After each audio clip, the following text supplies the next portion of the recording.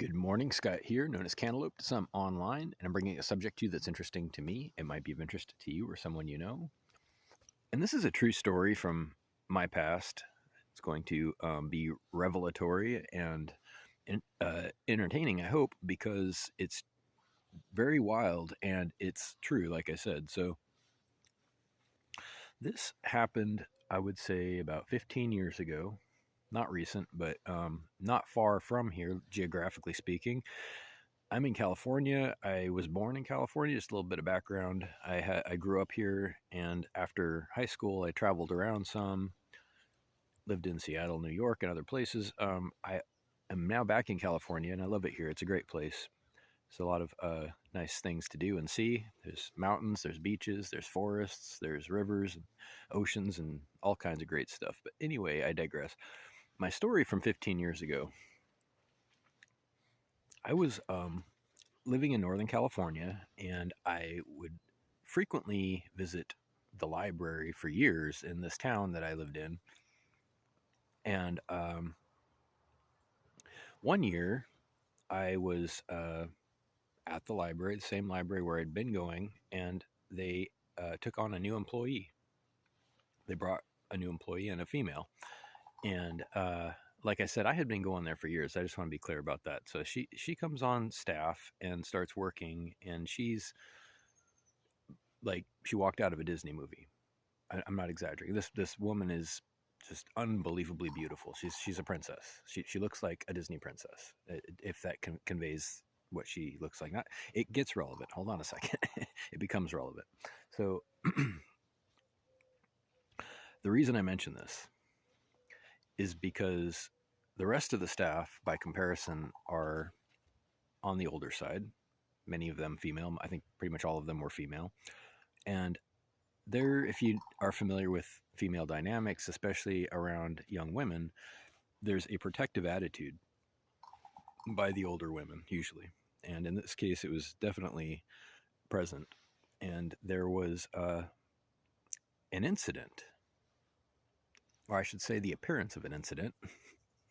You'll understand what that means at the end of the story. So, one day I come into the library, and this new employee, this woman, is walking around being beautiful and doing her job, and she is wearing a tight outfit, and that's okay. She's allowed to dress however she likes. I'm not complaining about that. I will never complain about that. But I notice her, of course. I'm not staring. I'm not being rude. But I notice she's walking back and forth right in front of me. Okay, not exaggerating. Whether it was part of her job or not, I couldn't say, but she's walking back and forth. I'm sitting in the back of the library drawing, I think at this point, or reading a book. I do many things at the library. I work on the computer. I make artwork, and I actually do handwriting, literature and stories and stuff. And this woman's plainly visible right in front of me, wandering around, and that's fine. She's allowed to. No complaints. I notice her a few times maybe, and nothing happens. This is a little bit of background still. The incident that I mentioned didn't happen this day, but a few days later, there's a notice posted somewhere, and I don't remember exactly where I saw the notice, but it's advertising that this young woman is going to be in a play. And I don't even remember how I made the connection, but she was going to the college, the local community college there, and she was going to act in the play. And it was a free play, I think. I got in, I saw the play, and I think that I did actually see her on stage. And I remember I sat through the performance, and I was outside in the front afterwards, and she exits through the front. Many times, for smaller productions, they'll do this, and they'll mingle with people and talk to people. And she made visual eye contact with me, turned around, and walked away from me. Okay, so hang on a sec. I'm like, wait a minute. Oh, she's probably getting the wrong idea. And sure enough, she did get the wrong idea. She thought that I was following her and stalking her, and I was nothing could have been further from the truth. I just had nothing better to do, and I happened to see this free play at the college that she was in. It's a very small town. Sorry.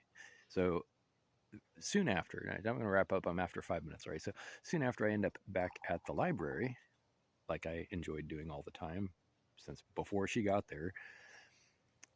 And I believe I said something questionable to her, and I admit that it was abnormal. I admit that my question to her was abnormal, and at this point, I think that I was maybe genuinely trying to feel out if there was some kind of opportunity with her, but I certainly wasn't, in my opinion, overly aggressive or unprofessional. And I said something like, do you have feelings for me, to that effect? And that was a mistake, apparently. I learned the hard way that if a woman is not wishing to be approached, she has literal armies at her hand nowadays. This woman did. And so this is where it gets kind of interesting. It was educational for me. The sheriff shows up unannounced. They hadn't even asked me to leave. The sheriff walks into the library and arrests me. They take me to jail.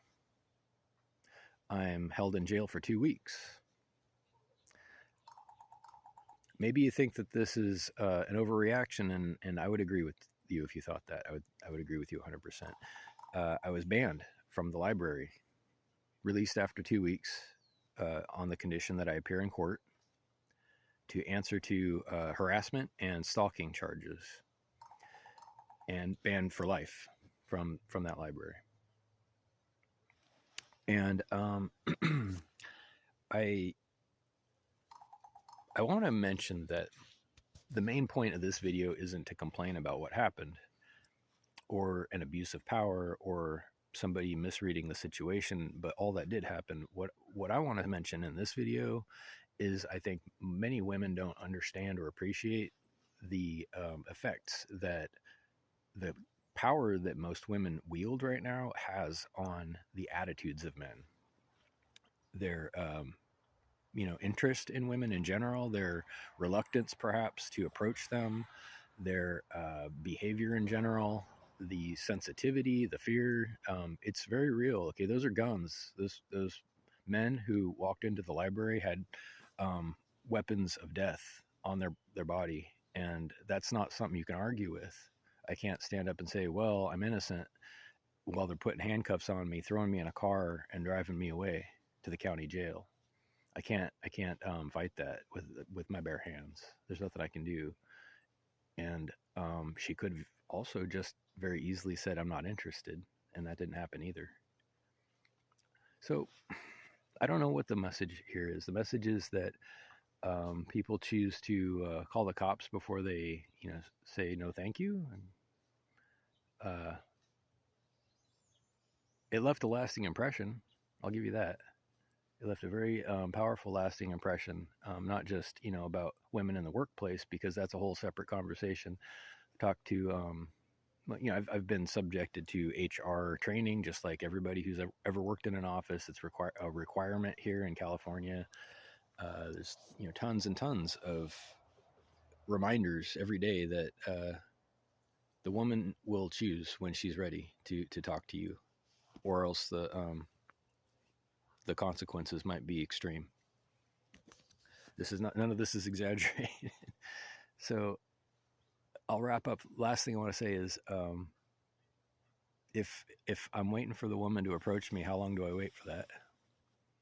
If the woman is actually waiting for me to approach her and it's a gamble, I could flip a coin and, maybe I'll get her phone number and maybe I'll get, stomped to death. Who knows? It's a rough game, man. It's a rough game out here. But now I have that on my record. That gets put into a database, by the way. It gets put into the CLETS. It's a national or international database. I'm not sure. Forever, any kind of stalking allegations, whether there's a conviction or not, and it's not the same as like being an offender or something. But it's a note. It's a note about you, and someone can look that up. something to think about. I don't know if anybody's aware of that, but there you have it. So hopefully other people are being more successful in their romantic lives. And certainly I have been since then. This was, like I said, 15 years ago. I have since been married, bought a house, raised stepchildren, and now I'm between relationships, but that's a different story too. So please, by all means, reach out with questions or comments to whitehotrobot@gmail.com. Thank you.